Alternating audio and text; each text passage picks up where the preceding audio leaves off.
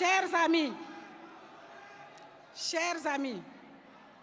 il y a bientôt 15 mois, un coup d'État militaire interrompait le processus démocratique malien et qui avait débuté il y a plus de 20 ans.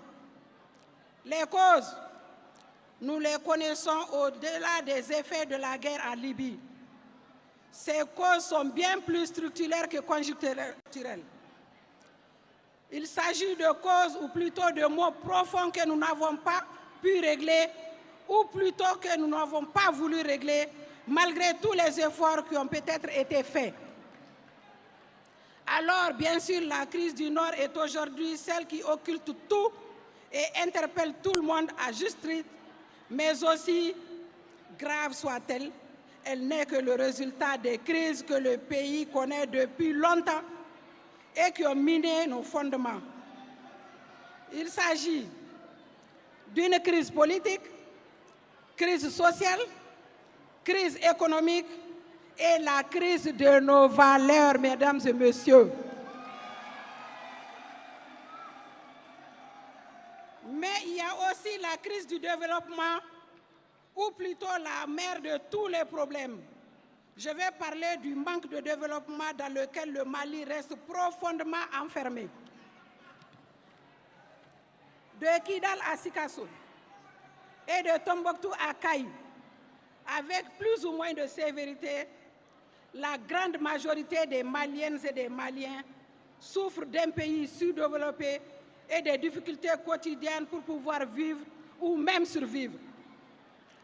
Qu'il s'agisse de ces femmes qui doivent satisfaire à l'indispensable corvée du bois de chauffe ou de l'eau qu'il faut aller chercher à des kilomètres ou puiser à la force de ses bras dans des puits souvent très profonds. Qu'il s'agisse de ces valeureux hommes à Yelimane ou à Ansongo qui comptent sur l'improbable recette d'un champ bien, qu'il ait toutes les difficultés du monde à trouver les semences ou les engrais. Qu'il s'agisse de ces familles des quartiers de Djoukoroni ou de Pelengala, dont les revenus provenaient des usines à l'abandon de la CMDT et qui aujourd'hui en sont à vivre au jour le jour à la recherche du prix du condiment.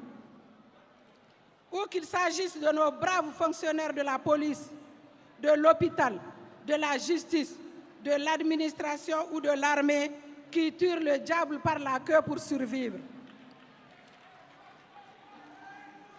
Ou qu'il s'agisse du secteur privé, où les opérateurs économiques ne sont ni aidés, ni soutenus par les différentes politiques mises en place par l'État.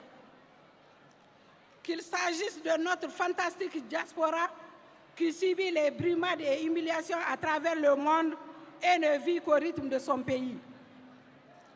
Qu'il s'agisse de notre jeunesse, oui, notre belle jeunesse en plein désarroi, une jeunesse désenchantée, sans emploi et sans espoir d'une vie meilleure.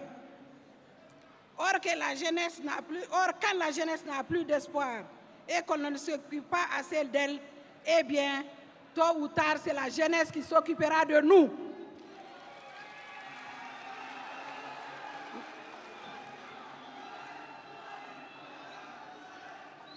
Notre cher Mali va mal, très mal, et chacun le ressent.